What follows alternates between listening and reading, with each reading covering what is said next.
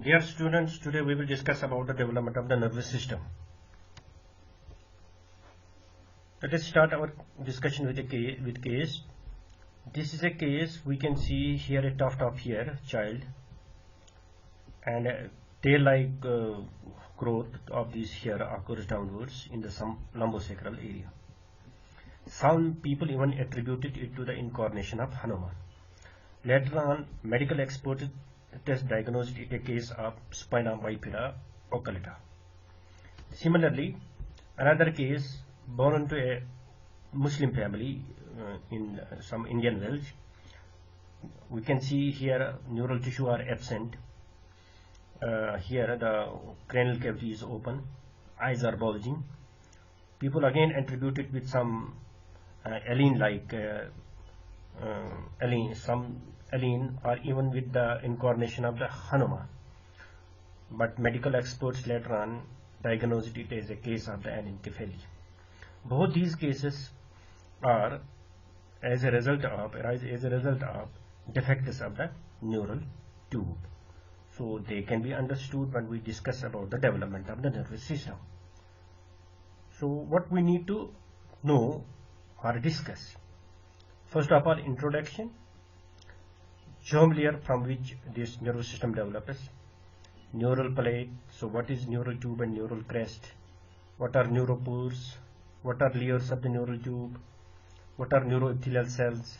Earlier divisions of the neural tube, development of the spinal cord, development of the hindbrain, development of the mesencephalon, development of the diencephalon, development of pituitary gland, development of the cerebrum, and congenital malformations of the central nervous system. Nervous system develops from the ectoderm. So the development of the nervous system begins in the third week of intrauterine life. Under the inductive influence of the notochord, the overlying ectoderm forms the neural palate. So this is the neural palate. This below one, which is seen, appears like this when seen from the amniotic cavity. Here we have the primitive strip. When we do a transverse section of the same, we can see it appearing like this. Here we have the notochord. Overlying above we have the neural palate. This will be therefore called as the neuroectoderm because from this the nervous tissue develops. Lateral to this neural palate we have the edges of this neural palate. They will be called as the neural palate borders. This rest of the area is the non-neural ectoderm. So what is neural tube? How it is formed? Initially, a groove appears in the neural palate. Now take up the same neural palate. We can see a groove has appeared in the neural palate. Now this groove later on deepens because of the folds they raise up. So groove deepness when we do a transverse section of this neural palate. Now neural groove we can see the groove has formed. Initially it is shallow, but later on because of further raising of the edges it becomes deep. Here it is bordered by the neural folds. Lateral to the neural folds we have the neural crest. These are the neural crest, the below one, the green one, and rest is the non-neural ectoderm. The neural crest does not incorporate into the neural tube, remains separate from it. Later on, fusion occurs. The folds approach each other, so converting this groove into a tube. Now this tube will be called as neural tube. This fusion starts in the cervical region and proceeds cranially as well as caudally.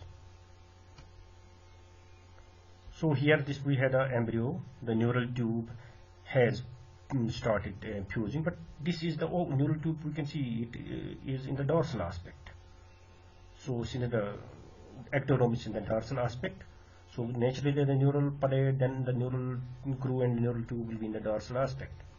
So it begins in the cervical region and proceeds both cranially and caudally. When we do a transverse section of this embryo at this level, we can see here the non-neural ectoderm has again joined it. when the groove has, this tube has formed it. So this is the tube in the cervical region now at this stage. Initially, the neural tube is open and communicates with the anterior amniotic cavity through anterior and posterior neuropores. So this is the embryo having the neural tube which has fused it, but it is open cranially as well as caudally by means of two openings which are called as anterior neuropore and posterior neuropore. So when we see the embryo at this stage in the lateral view, we can see the neuropores like these. Here these segmented area are the somites. This is the bulging over here is the developing heart. Here this area is the connecting stalk and the umbilical cord. Here we have the pharyngeal arches. They have also started appearing at this stage. With further development, the anterior and posterior neuropores close. The anterior neuropore closes on 25th day and the posterior neuropore closes on the 28th day of post-fertilization period. So the neuropores fuse it. So we can see this embryo in this stage at 28th day stage, and we see the lateral view of the same embryo. We can see the head fold has started appearing. The tail fold is over here. The heart has been pushed downwards. The pharyngeal arches have started appearing. The umbilical opening has started narrowing. The limb bodies have started appearing. This is the upper limb bud. Neural crest.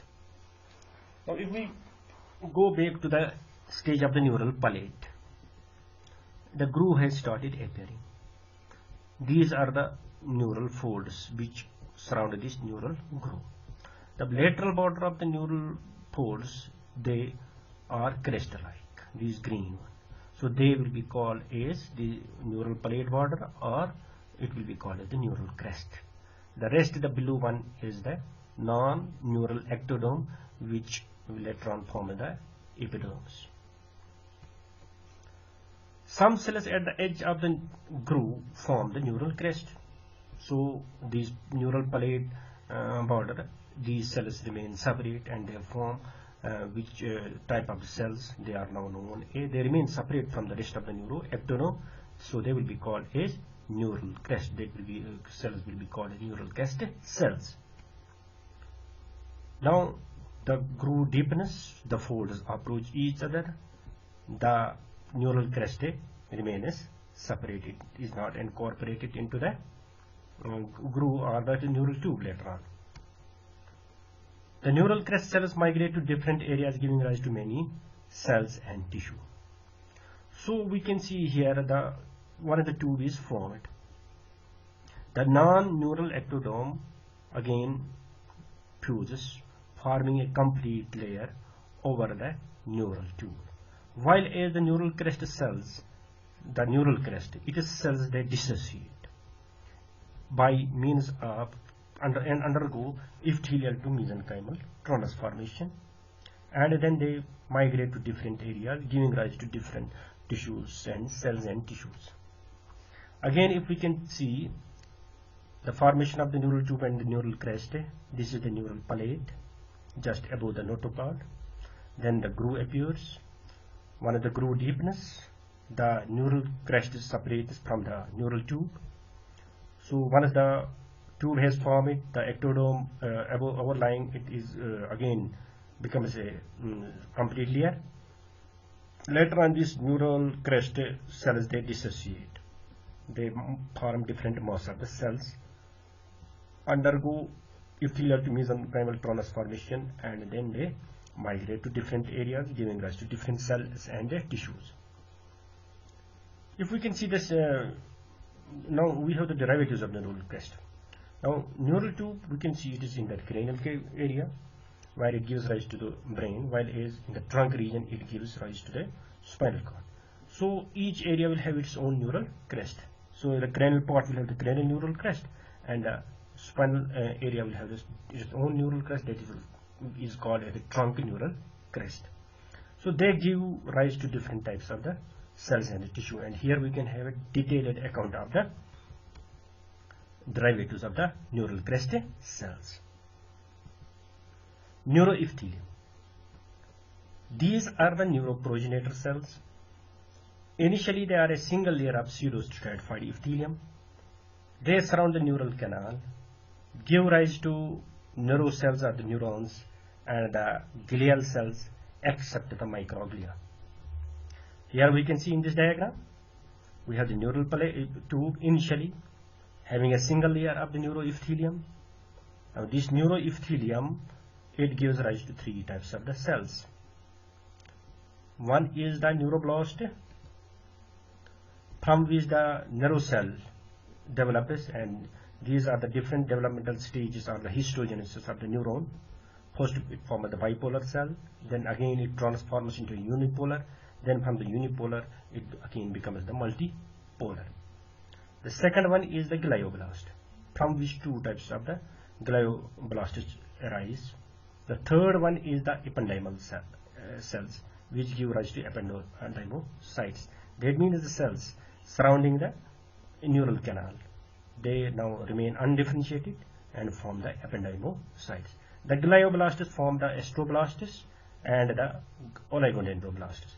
The astroblasts give rise to the protoplasmic and the fibrous astrocytes, and the oligodendroblasts, they give rise to oligodendrocytes. As far as the microglia is concerned, they do not develop from the neuroepithelium, rather they are mesenchymal cells. So if we can see the transformation or the histogenesis of these the nervous tissue, for that we must just have an idea about a stem cell. So stem cell is a cell which gives rise to other types of the cells. Depending upon the number of the cells it gives rise, the stem cells are classified into omnipotent, pluripotent and multipotent cells. Omnipotent cells are the cells which give rise to all the cells of the embryo as well as the embryonic membranes. That means the amnion, the chorion and the placental tissue, also parts, the fetal parts of the placental tissue. So that will be called as the omnipotent. So in case of the this embryo or the development, we have the zygote or the morula. These are the omnipotent cells because they give rise to both the fetal membranes as well as the fetal tissue. We can see then we have the another is the pluripotent. The pluripotent cells are the cells which give rise to most of the all the cells of the embryo of the fetus, like the inner cell mass of the blastocyst. So the inner cell mass of the blastocyst, they are pluripotent. So then we have the multipotent. Multipotent give rise to cells of one type of this lineage, one system. Say for example the cells which give rise to the cells of the nervous system, they will be called as the neural stem cells. So they are multipotent, and here we have the neuroepithelium is the multipotent stem cell. Then this neural neural stem cell undergoes transformation, becomes an intermediate neural progenitor cell, which get then committed to form the neuron and the neuroglia.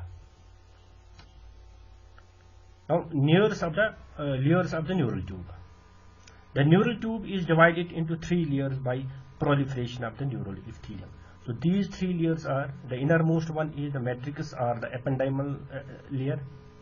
The middle one is the mantle layer containing neuroblasts, and the outermost one is the marginal layer containing the fibers of the neuroblasts.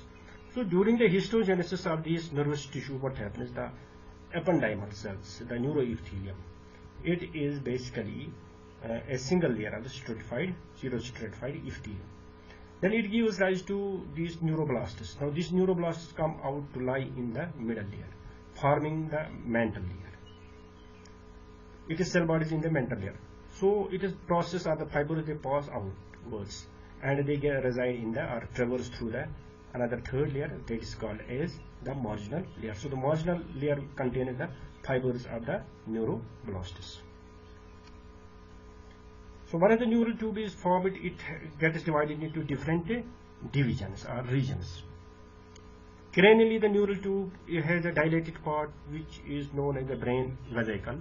The brain vesicle is divided into prosencephalon or the forebrain, mesencephalon or the midbrain, rhombencephalon or the hindbrain, and then the caudal neuroport of this neural tube is formed the spinal cord. The different regions of the neural tube are separated by two flexures. One is the cervical flexure, which separates the spinal cord from the brainstem. So here we have we will have a flexure that will be called as the cervical flexure. Another we will find at the level of the midbrain, that is known as mesencephalic flexure. Then we will find a furrow which separates the rhombencephalon from the mesencephalon. This will be called as the rhombocephalic isthmus. So this is the rhombocephalic isthmus, here depicted by the green arrow. Derivatives of the different regions of the neural tube. First we have the neural tube. It gives rise to form the brain vesicle and the spinal cord neuroport. The brain vesicle form the prosencephalon, mesencephalon and the rhombencephalon. The prosencephalon form the telencephalon and the diencephalon. The telencephalon gives rise to cerebrum, and the diencephalon gives rise to thalamus, hypothalamus, epithalamus and metathalamus. From mesencephalon arises the midbrain. From rhombencephalon arises the metencephalon and the myelencephalon. The metencephalon gives rise to cerebellum and the pons, while the myelencephalon forms the medulla. So here we can see the adult brain in this diagram. It has different parts. This is the cerebrum, the most largest part, which develops from the telencephalon. Then here we have the, surrounded by this telencephalon, we have the diencephalon, which develops from the again from the prosencephalon, which gives rise to thalamus, hypothalamus, metathalamus and epithalamus. Then here we have a line, here this, and here this we can see the diencephalon. Here we have the cavity of the diencephalon, which is the third ventricle. The cavity of the telencephalon is the lateral ventricle. And here below we have the mesencephalon, having the four rounded elevations. This gives rise to the midbrain. So here we can see this is the midbrain, which arises from the mesencephalon. Then below that we have the rhombencephalon, which is divided into metencephalon and the myelencephalon. So this is the metencephalon, from which the pons and the cerebellum develop, and then we have the myelencephalon, from which the medulla develop. Development of the spinal cord. The spinal cord develops from the same neural tube. So initially the neural tube has a single layer of the pseudostratified epithelium cells. Now it has has a lateral wall and two loops. One is the two palates. One is the roof palate and another is the floor palate. The neural tube gets then differentiated into three layers. The matrix are the ependymal layer, which happens elsewhere. The mental layer, marginal layer. So here we can see the different divisions of the neural tube. This is the matrix layer of the ependymal layer. We will contain the neuroprogenitor cells or the neuroepithelial cells. From the neuroepithelial cells, neuroblasts arise, which pass into the mental layer. So we will find the bodies of the neuroblasts in the mental layer. Outside that we have the marginal layer, which contains the fibers of the neuroblasts.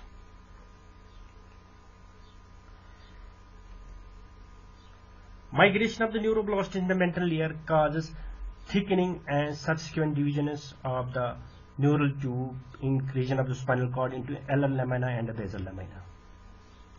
Now the neuroepithelial cells pass into this mental layer. So because of this, the mental layer undergoes increase in thickness, and then it divides into two parts: the alar lamina, the posterior one, and the anterior one is the basal lamina. So we have the alar lamina and the basal lamina, and the canal becomes narrow, under roof it becomes narrow. The midline portion remains thin, forming the floor plate and the roof plate. So naturally these will be the roof plate and the floor plate. So here we can see these are the alar lamina. So this is the alar lamina and this is the basal lamina. While as the roof plate and the floor plate they remain narrow. The mantle layer grows more anteriorly, forming anterior horn, while which are separated by wide apart, forming anterior median fissure. So these anterior horn cells they grow more, forming the anterior horn. So these will be the anterior horn, which develops from the mantle layer. Mantle layer, that means the mantle layer gives rise to the gray column of the gray matter of the spinal cord, because it contains the narrow cell bodies, while as their fibers pass outside. So that will form the what is known as the white matter. So in case of the spinal cord, the white matter is outside and the gray matter is inside. The central canal, because of this growth of this horn, becomes narrow. So anteriorly we have the anterior median fissure and we posterior with the posterior median sulcus. In case of the thoracic and in the lumbar regions, we have another horn which is known as the intermediate horn, from which the preganglionic cells of the autonomic nervous system are located. Now we see the development of the spinal nerve. We have 31 pairs of the spinal nerves, which has a dorsal root and a ventral root. First of all, what happens? The axons of the neurons in the anterior horn break through the marginal layer, forming the ventral root of the spinal nerve. The cells of the dorsal root ganglion migrate from the neural crest. Peripheral process of the dorsal root ganglion join with the motor root to form the spinal nerve. Central process of the dorsal root ganglion enter the spinal cord opposite the dorsal horn. Now here we can see, if we do a section of this neural tube at the level of the cervical region or in the trunk, we can see we have the neural crest here. Now these neural crest cells they migrate over here and form the cell bodies of the dorsal root ganglion. Now these dorsal root ganglion will have the central process which go towards the dorsal horn, enter the dorsal horn, while their peripheral process they join with the motor root, forming the spinal nerve. The motor root arises from the anterior horn cells, which are basically form the basilar lamina of the mantle layer.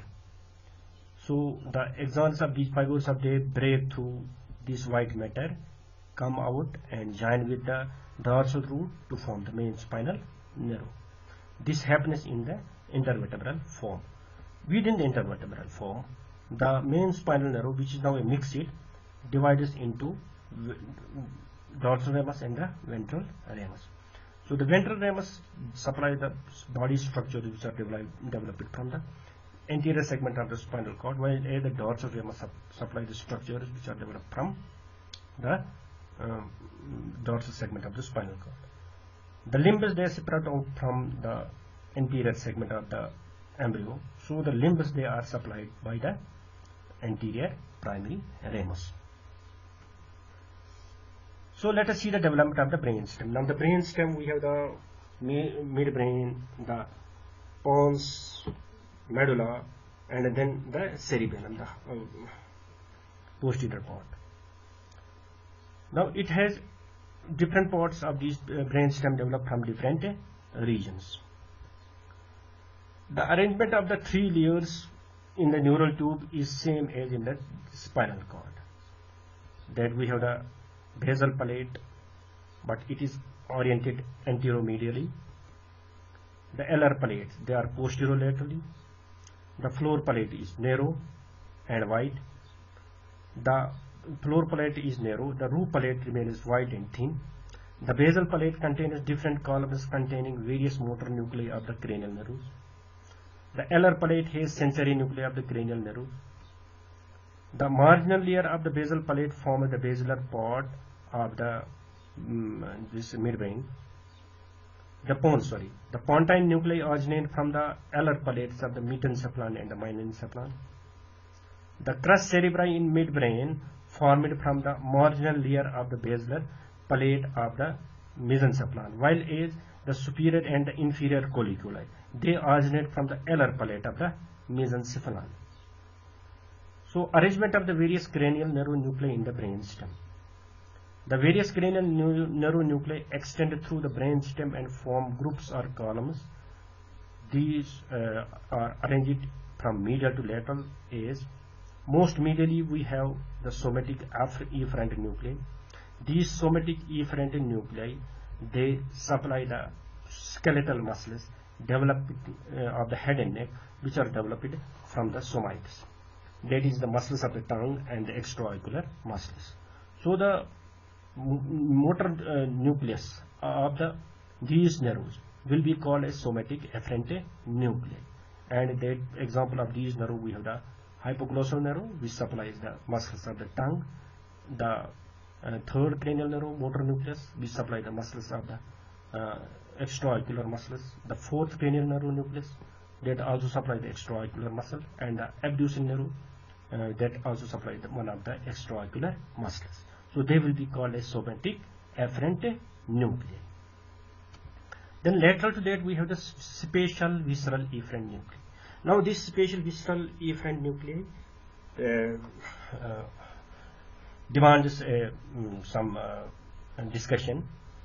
These are the nuclei are the cranial nerves, motor parts of the cranial nerve, which supply the muscles developed from the brachial arches. Brachial arches are the Ferrian arches. So we have different muscles which develop from the brachial arches. From post-brachial arch, we have the muscles of the mastication and other muscles like the anterior belly of the digastric, the tensor tympani, tensor veli platini muscles. They develop from the. So the nerve of the post-brachial arch is the mandibular nerve. So the motor nucleus of the trigeminal nerve or the mandibular nerve. Now it is the spatial visceral or brachiomotor nucleus, and the fibers arising from it, they will be called as the spatial visceral efferent. Similarly, the this nerve, the second pharyngeal arch, it has muscles of the facial expression, which are supplied by the facial nerve. So the motor nucleus of the facial nerve will be spatial visceral efferent. Spatial visceral efferent or brachiomotor. Similarly, the muscles of the pharynx, they are also derived from the pharyngeal arches. From the third arch develops the stylopharynges, which is supplied by the glossopharyngeal nerve. So the glossopharyngeal nerve's motor nucleus is a spatial visceral efferent. Similarly, the vagus nerve, which supplies the muscles of the larynx, also the pharynx, the larynx and pharynx, larynx mainly, they are also the spatial visceral efferent or the motor what is called as brachiomotor. Similarly, the accessory neuronucleus, which supplies mainly the muscles of the pharynx, except the stylopharynges and the soft palate, through vagus, which is known as vagoaccessory complex. So there will be also the spatial visceral efferent or brachiomotor. In case of the 9th, 10th and 11th cranial nerve, there is a single nuclear mass or column in the medulla, which is just lateral to the hypoglossal nucleus, which is known as the brachiomotor, this nucleus ambiguus nucleus. So nucleus ambiguus is a brachiomotor nucleus or spatial visceral efferent nucleus. Then lateral we have the general visceral efferent. Now general visceral efferent are the fibers which supply the muscles which are derived from the brachial arches, not brachial, sorry, from the muscles of the viscera, like muscles of the heart, muscle of the this bronchial tree, muscles of the GIT. So they will be called a general visceral efferent, and also it includes some nerves, fibers which are secretomotor. like secretomotor to the lacrimal gland, secretomotor to the salivary gland, secretomotor to various glands in the GIT tract. So we can see that the third cranial nerve nucleus, the Edinger-Westphal nucleus, which supplies the ciliary muscle, which is basically a visceral muscle, that will be called now as general visceral efferent. On the other hand, the lesser petrosal nerve, which gives fibers, basically carries the secretomotor fibers to the parotid gland, will be again a general visceral efferent, and its nucleus will be called as secretomotor or general visceral efferent nucleus. Now, general visceral afferent or spatial visceral afferent and spatial visceral afferent column, it is basically a single column of the nucleus. Now, if we see just lateral to the general visceral efferent nucleus in the medulla, which in case of the medulla, we have the dorsal nucleus of the vagus, which supplies the muscles of the heart, muscles of the GIT. So just lateral to it, we see a nuclear column, which is known as nucleus of the tractus solitarius. In it, two types of the fibers are related. One type of fibers relay in it, and another type of the fibers arise from it. Now, into it relay the taste fibers. Now, the taste sensation, what we can see that it is a spatial sensation. But since it is carried from the tongue, endodermal origin, so it will be called a spatial visceral efferent nucleus. So, nucleus of tractus. Also, in the nucleus of the tractus solitarius, the general sensations from the viscera, they also relay in the nucleus of the tractus solitarius. So, the nucleus of the tractus solitarius has some, what we can say, ambiguous role. One, it receives the afferents of the general sensation of the viscera, and also it receives the general sensations of the, not the spatial sensation of the taste, which is carried by 7th, 8th, 9th and 10th nerves. So, general somatic afferent column. General somatic afferent column will be just lateral to this. It will contain the fibers which carry general sensations from the head and neck. That means which are carried mainly by the fibers of the trigeminal nerve. And we can see that this column extends from the midbrain up to the spinal cord, up to two segments of the spinal cord. In the midbrain, the nucleus is the mesencephalic nucleus of the trigeminal nerve. In the pons, we have the sensory nucleus, main sensory nucleus of the trigeminal nerve. And in case of the medulla and the upper part of the spinal cord, we have the spinal nucleus of the trigeminal nerve. Then we have the spatial somatic afferent column, the most laterally we can see. This spatial afferent column, we can see that some spatial nerves, their receptors are they develop basically from the ectodome. Like we can see the retina or the inner ear, organ of Corti. So the fibers arising from them, they will be spatial, but they are spatial sensation, but they have somatic origin. So they will terminate in the nuclei. They will be called a spatial somatic afferent nucleus. That means the cochlear nucleus, basically it is the spatial somatic afferent nucleus. We can see that nucleus at the junction of the pons and the medulla. So in the development of the brainstem, we can see again, go back to the neural tube, which has the alar palate and the basilar palate and the alar palate. In the alar palate, we can see basilar palate, we can see the efferent nuclei, and the basilar palate, we can see the sensory nuclei or the efferent nuclei. They are separated by a sulcus, which is known as sulcus lamentaris, as we saw in the spinal cord region also. So medulla, we can see that it develops from the myelencephalon. So in the medulla, we can see the different cranial nerve nuclei. Most medially, we have the somatic efferent, that is the 12th cranial nerve, the 12th cranial nerve nucleus or the hypoglossal nucleus, because it supplies the muscle of the tongue. Later to that, we will have the nucleus ambiguus, which is a brachiomotor or spatial visceral efferent, supplying the muscles derived from the pharyngeal arches, and it contributes fibers to 9th, 10th, and 11th cranial nerve. Then laterally we have the general visceral efferent, that is the dorsal nucleus of the vagus, which supply the muscles of the GIT and the heart. Then lateral to that we have the general visceral afferent, which will have the general sensation from the viscera, which end up in the nucleus of the tractus solitarius. Then lateral to that we have the spatial visceral afferent again. We have the spatial viscera again, the nucleus of the tractus solitarius.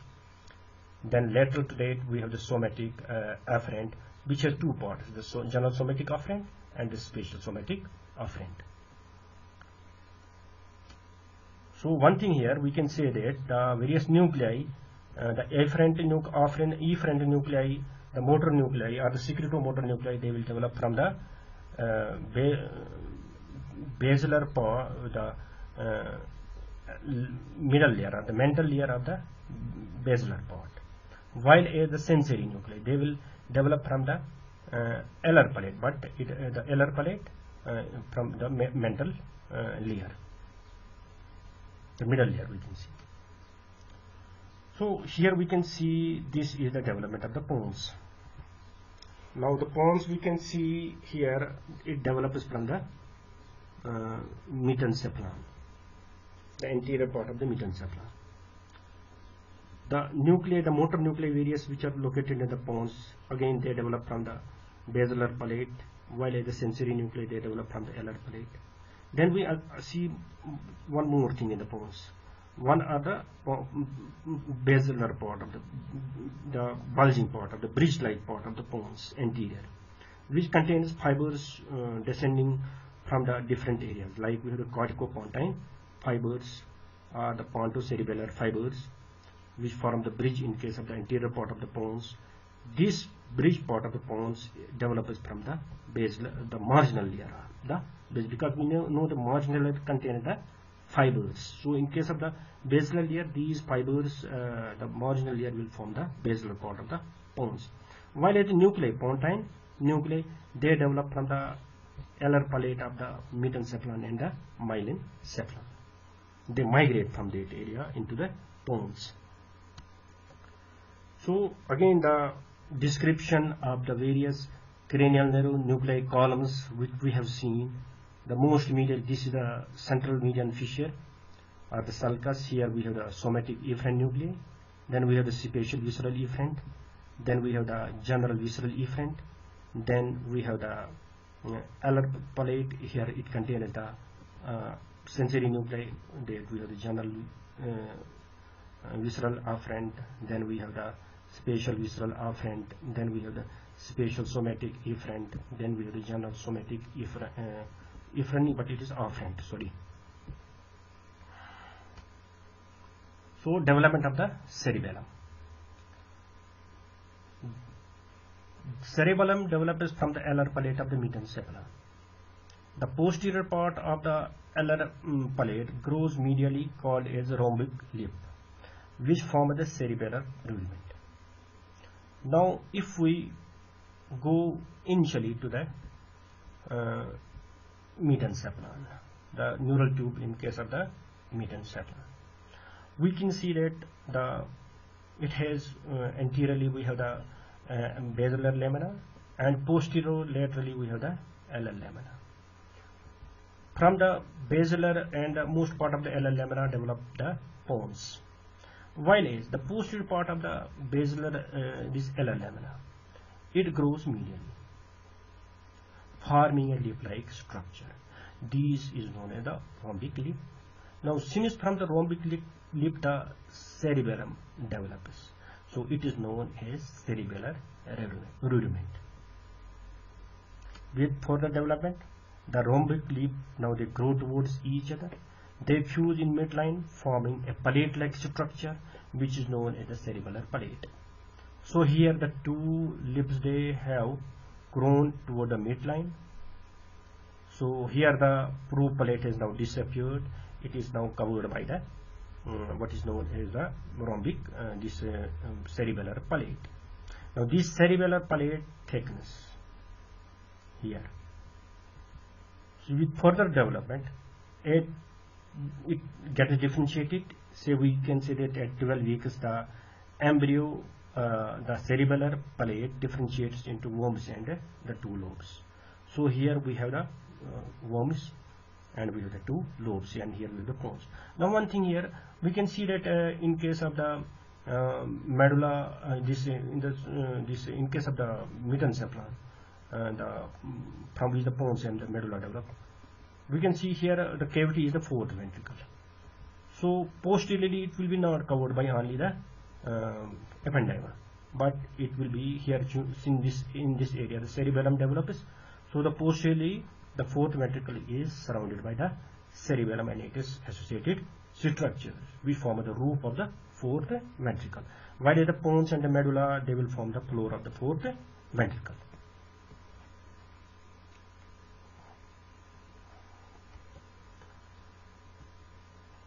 Now histogenesis of the cerebellum. Cells from the neuroepithelial cells migrate. Before this we can see that in case of the cerebellum and in the cerebrum, unlike the spinal cord and the brainstem, here we have the gray matter is outside, while the white matter is inside. So how this happens? Because in spinal cord and in the brainstem we can see that the marginal layer which forms the gray matter. In case of the spinal cord, the central layer, the middle layer, which is the mental layer, which forms the gray matter, is in the middle, while as the fibers they pass outside towards the marginal layer, which forms the white matter. But this is not in case in the cerebellum and the cerebrum. So here we have the gray matter is outside, while inside we have the white matter, and within this white matter we have some mass of the gray matter, which are called as the nuclei or intracerebellar nuclei. So what happens? The cells from the neuroepithelial layer migrate to surface, forming external granular layer. The external granular layer gives rise to different cell types which migrate and form granule cells. Basket and stellate cells produced from cells in the white matter. So in case of the cerebellum, the neuroepithelium cells gives rise to another type of the cells which migrate to the surface. So they come to lie on the surface. There they form a cellular layer, which is known as the granular layer. So we can say that the gray matter in case of the spinal cord, this cerebellum, is outside. Then their fibers, they will descend downwards toward the inner mass of the cerebellum. Now in the inner mass of the cerebellum we will find mostly the white matter, but at the same time there are some mass of the gray matter, which are the intracerebellar nuclei. Like we have the dentate nuclei, the globose nucleus, the emboliform nucleus, the fastigial nucleus. They are present within the white matter. They basically also they arise from the neuroepithelium, but they don't migrate towards the surface, but they are trapped within the white matter.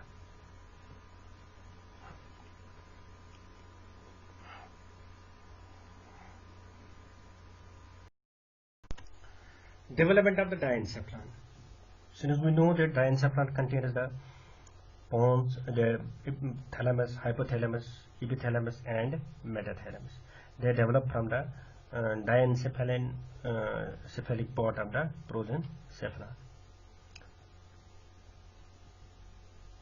This portion has no basal and roof plates.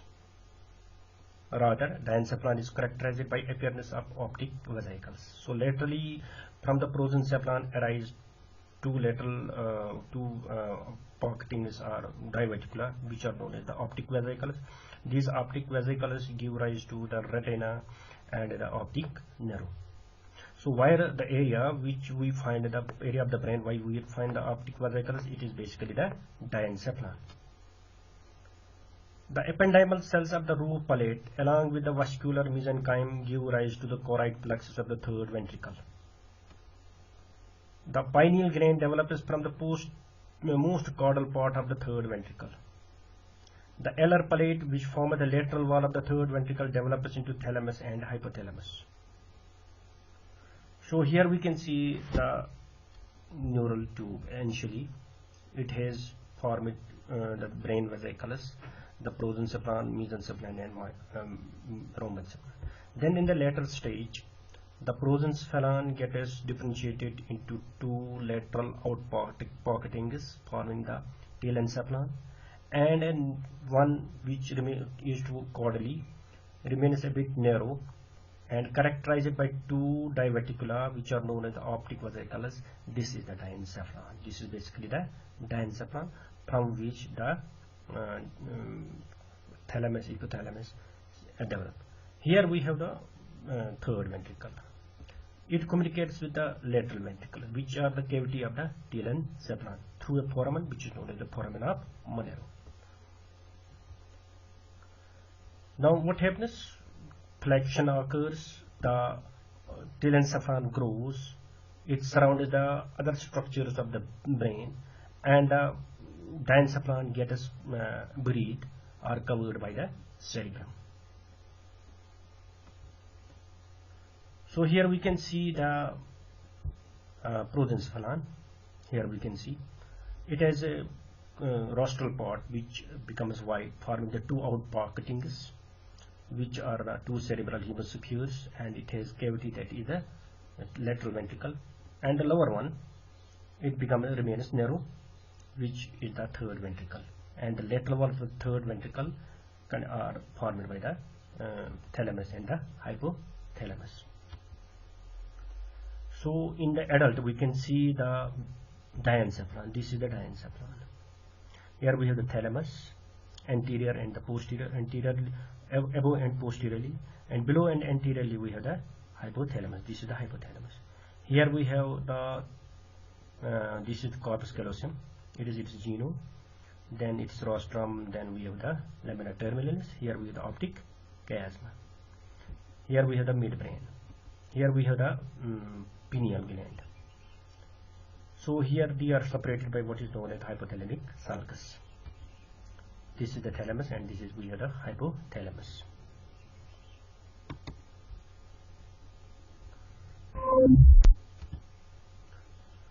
So let us see the development of the pituitary gland. Pituitary gland develops from two sources. So we can see that the pituitary gland has two parts. One is the pars anterior, or the glandular part, and the pars nervosa, or the posterior part. One part from which the pituitary gland develops, it is called as Rathke's pouch. It is important, Rathke's pouch. Sometimes a short question can be asked on Rathke's pouch. It is an ectodermal thickening formed from the roof of the cytomedium, or the mouth.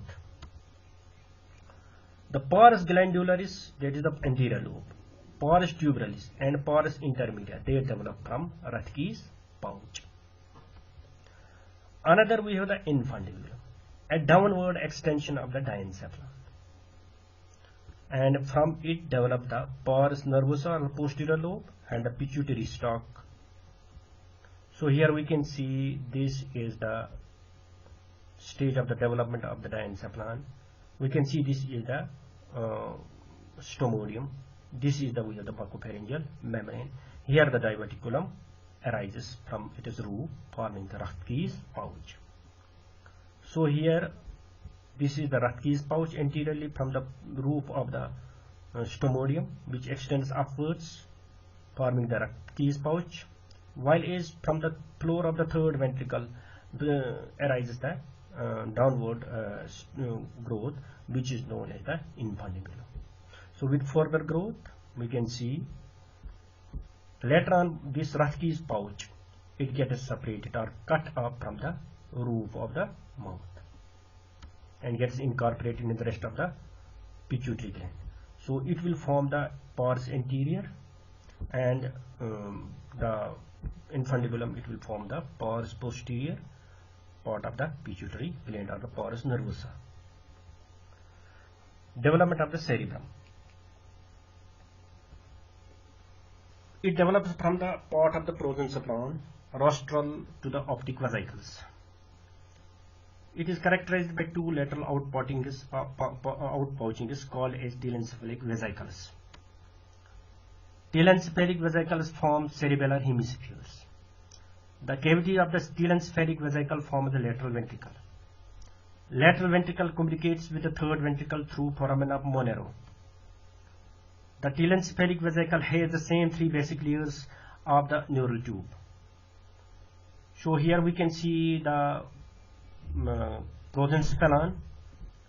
These are the two telencephalic vesicles. Their cavity is the lateral ventricle, and here we have the diencephalon, and it is surrounded by this is the third ventricle surrounded by the diencephalon. So here we have the different stages of the growth of these cerebrum. We can see the cerebrum grows in the all directions, anteriorly forming the frontal lobe, superiorly and laterally forming the parietal lobe, posteriorly forming the occipital lobe, and inferiorly forming the temporal lobe. So these lobes, they surround the rest of the brain. So let us see the development of the basal ganglia and the internal capsule. The medial surface of the cerebral hemisphere remains thin. The neuroblasts in the basal layer proliferate and form a mass of the grey matter called a striatum, because in transverse section it appears striated. So here we can see the earliest stage of the prosencephalon, the telencephalon. Here we can see. Here it is in the lateral ventricle. Here we have the choroid fissure through which the choroid plexus of the fourth and lateral ventricle they enter. And here in this floor of this ventricle we have the mass of the tissue grey matter which arises from the this marginal layer, not marginal, the matrix layer. They proliferate, and when we cut it in a transverse section, it has a striated appearance. That is why it is called as striatum. Later on we can see that the striatum is divided into caudate nucleus and lentiform nucleus by the growth of the axons to and from the cortex. So the axons form the internal capsule. So here we can see axons, they ascend or descend from the cortex, and they traverse to the striatum and divide it into a medial part and a lateral part. So the medial part will be called as the caudate nucleus, and the lateral part will be the lentiform nucleus. So here we can see the section of the adult brain showing the basal ganglion. Here centrally we have the third ventricle. Laterally we have the thalamus. Just medial to thalamus we have the what is the caudate nucleus. Then just lateral to caudate nucleus we have the internal capsule. Lateral to internal capsule we have the lentiform nucleus. The lentiform nucleus later on divides into globus and the putamen. Then lateral to lentiform nucleus we have another white matter which is known as the external capsule. Lateral to external capsule we have a strip of the grey matter like this. This is known as the claustrum. And lateral to claustrum we have again a strip of white matter which is known as the extreme capsule. The lateral to extreme capsule we have a mass of the grey matter which is hidden, covered by the frontal lobe and the temporal lobes. This is basically the insula. This is the insula. So insula develops somewhere over here. Now what happens that during the development of the basal ganglia, the medial surface of the lateral ventricle, they come and get joins with the lateral surface of the third ventricle. So we can see that the thalamus and the caudate nucleus, they are closely associated. Now let us see the development of the hippocampus and the commissures. The hippocampus develops by the thickening of the hemisphere immediately above the choroid fissure. The cortex has now two parts. One is the paleocortex or the archaeocortex or the old cortex. The neocortex. The commissures, they develop from the lamina terminalis in the following order. Initially we have the anterior commissure, then habenular commissure develops, then corpus callosum develops, then not habenular commissure, it's basically the hippocampal commissure which develops later on. Here we can see the section showing the this hippocampus. This is the hippocampus. This is associated with the limbic system here over here. So this limbic system, it develops from the part of the telencephalon. We can see the part of the telencephalon, this hemisphere, just above the choroid fissure of the lateral ventricle. It gets thickened. So here it gets thickened. So it forms this colored one. It forms the hippocampus. So this is the hippocampus, which develops from the anterior part of this hemisphere, cerebral hemisphere, just above the choroid fissure. So on the base of this, we can divide the cerebrum into two parts. One is the paleocortex or the orchicortex. The cortex is just above the striatum, just lateral to the striatum. So here we have the corpus striatum, just lateral to corpus striatum. We have the paleocortex. So the part of the cortex between the hippocampus and this paleocortex, this one, is the neocortex. So this is the neocortex. So with further development, the matrix layer in the cerebral hemisphere gives rise to the cells which migrate towards the marginal layer of the telencephalon, so from the cortex of the cerebrum. That is why in case of the cerebrum, the gray matter is outside because of these migration of some neuroepithelial cells into the surface. Now these neuroepithelial cells, they differentiate into the pyramidal cells and the granular cells. But one area of the cerebrum, it remains hidden, which is known as the insula. Myelination in the central nervous system. Oligodendrocytes cause myelination in the central nervous system. Myelination first occurs in spinal cord, starting in the cervical region at the 4th month of intrauterine life. Spinal fibers are myelinated before motor fibers. Sensory fibers are basically they myelinated before the motor fibers. In brain, it begins at the 6th month of the fetal life. Myelination in brain first occurs in the fibers of the basal ganglia. At birth, the brain is largely unmyelinated. Corticobulbar, corticospinal, tectospinal fibers and corticopontocerebellar fibers begin to myelinate after birth and is complete by the end of the 2nd year. Congenital defects of the neural tube. So they involve the cranial part as well as the truncal part. The cranial part will give rise to anencephaly, a defect in the brain, and spina bifida, that will involve the spinal cord. The spina bifida has two degrees. One is spina bifida occulta. The neural tube defect is there, but it is not open to outside, but the region is covered by a tuft of hair. That means it is hidden, which is known. That's why it is called spina bifida occulta. Another is spina bifida cystica. Here, the defect is there and it is quite visible on the surface. It has further 2 degrees. One is meningocele, when the meninges only herniate, while as meningomyelocele, here herniation of both the meninges and the spinal cord occurs. Congenital hydrocephalus, there is obstruction to the flow of the cerebrospinal fluid, as a result of which these meninges, accumulation of fluid in meninges and ventricles occurs, as a result of which there is enlarging of the head. Another condition is known as Arnold-Chiari malformation. This is a case of anencephaly. The brain tissue has not well formed and the vault of the skull is not developed. The cranial cavity is open to the exterior. This is not compatible with the life, this condition, and the infant soon after dies. This is spina bifida occulta. Here we can see it externally in the lumbosacral region, a tuft of hair growing downwards.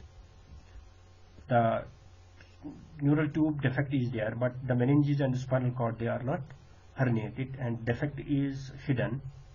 by means of this tuft of the hair. That's why it is called as spina bifida occulta. This is spina bifida cystica. The meninges are the meninges as well as the spinal cord, this neural tissue, they herniate. And exterior on the surface, they appear in the form of a bulge. And the defect can be due to defective closure of the neural tube. Here we can see the neural tube has not completely closed. This condition, we can see that the child has a very big head. This condition is known as hydrocephalus because of the accumulation of the cerebrospinal fluid. Here we have the ventricles, these below. The cerebrospinal fluid is first formed in the lateral ventricle. Then from the lateral ventricle it flows into the third ventricle. From third ventricle through cerebral aqueduct into the fourth ventricle. Then from fourth ventricle it flows down into the spinal canal, and part is absorbed, pass it through the foramen obliqua and the meningi into the subarachnoid space. Then from the subarachnoid space through the arachnoid villi it is absorbed into the venous sinuses, then into the general circulation. So whenever there is somewhere obstruction in these areas, it gets accumulated and it causes enlargement of the brain cavities or these meninges. So as a result of that, since the sutures are not closed, the head will become enlarged in order to give space to the enlarged cavities of the brain. Here this is an MRI scan showing a condition which is known as Arnoldi malformation, because here the cerebellum has herniated through the foramina magnum. Now let us summarize the development of the nervous system. Nervous system develops from the ectoderm. Neural tube gives rise to different parts of central nervous system. Neural crest cells undergo epithelial to mesenchymal transformation and by migration to different areas give rise to spatial cells in tissues. Neuroepithelial cell is a multipotent stem cell. Microglia arise from the mesenchymal cell, not related to nervous system. The neural canal gives rise to the ventricles of the brain and the central canal of the spinal cord. The mental layer of the basilar palate gives rise to the motor neurons in case of the spinal cord and to the motor nuclei of the cranial nerves in the brain stem. The alar palate gives rise to the sensory neurons in case of the spinal cord and to the sensory nuclei of the cranial nerves in the brain stem. The basilar part of the pons arises from the marginal layer of the basal palate of the neural tube. The pontine nuclei arise from the alar palate. Cerebellum develops from the posterior part of the alar palate of the metencephalon. The cells of the cerebellar cortex arise from the cerebral matrix layer and migrate to the surface. The intracerebellar nuclei also arise from the neuroepithelium of the alar palate of the mesencephalon. The crus cerebri of the midbrain arise from the marginal layer of the basal palate of the mesencephalon, while as the colliculi, the superior and inferior colliculi, they arise from the alar palate. Diencephalon arises from the alar palate bordering the third ventricle. Pineal gland develops from the caudal-most part of the roof of the third ventricle.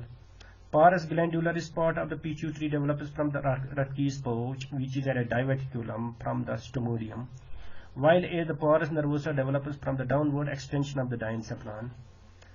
Corpus striatum develops from matrix layer of the prosencephalon. Spina bifida and anencephaly are the known cases of the neural tube defects, and they can be prevented by taking folic acid.